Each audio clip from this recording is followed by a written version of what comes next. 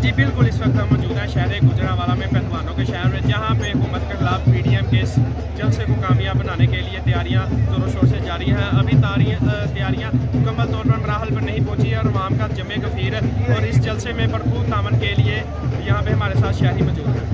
सब इंशाल्लाह पुगाएंगे हम, सब भाग जाएंगे।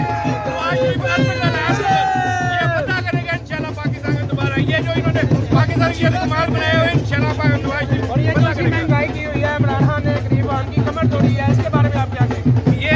ये सब इसके झूठे दावे थे जो अब सब आवाम को नजर आ रहे हैं। अब पहले इसको आवाम की वजह से नींद नहीं आ रही थी, आवाम को अब इसकी वजह से नींद नहीं आ रही, गरीब आदमी को इसकी वजह से नींद नहीं आ रही। आज ये वो कह रहे हैं कि जी यहाँ पे कोरोना वायरस गुजरांवाला में आ गया है, इसका क्या आप?